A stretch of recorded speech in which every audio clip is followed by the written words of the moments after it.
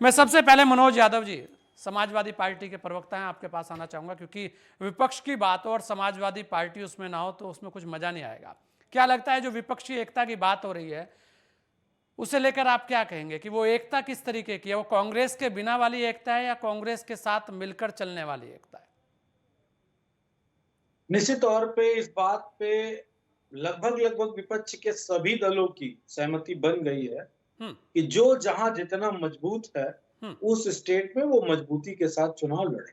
नहीं, वो तो लड़ते और ही है, अगर हर ये बार लड़ते हैं मनोज भाई। बात ये हो रही है अगर इस कि कांग्रेस के बिना चलेंगे या कांग्रेस के साथ चलेंगे। अरे मैं उसी बात का जवाब दे रहा हूँ, थोड़ा सा संजय जी धैर्य रखिए। हम्म। मैं कह रहा हूं कि क्या समाजवादी पार्टी ने कांग्रेस के साथ मंच साझा किया अथवा नहीं। वो तमिलनाडु का आपको दृश्य याद होगा।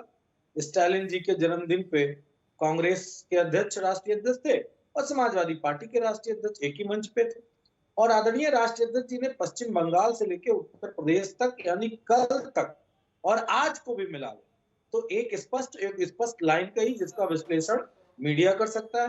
कांग्रेस अपनी भूमिका को स्वयं तय करे। क्यों? क्योंकि कांग्रेस एक किसी स्टेट की पार्टी नहीं है।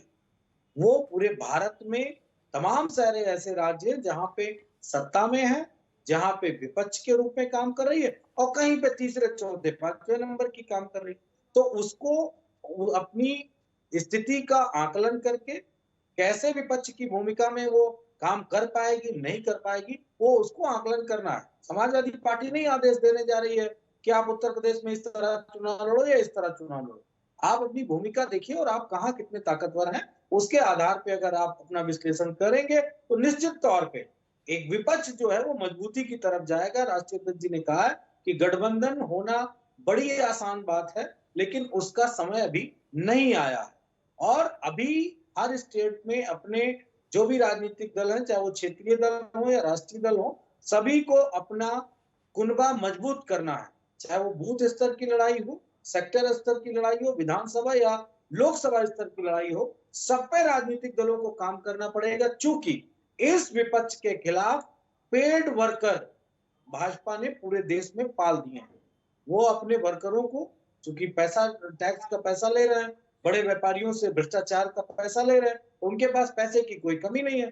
तो जो बूथों पे पेड वर्कर बीजेपी ने बना लिए हैं और वोट खरीद किसी भी माध्यम से करके चुनाव लड़ने का जो टैक्टिक्स है, वो लोकसभा का चुनाव नहीं है, वो तो ग्राम प्रधानी का चुनाव है। वो लोकसभा में लड़ती है। तो सभी राजनीतिक दल सबसे पहले अपनी स्थिति को मजबूत करे।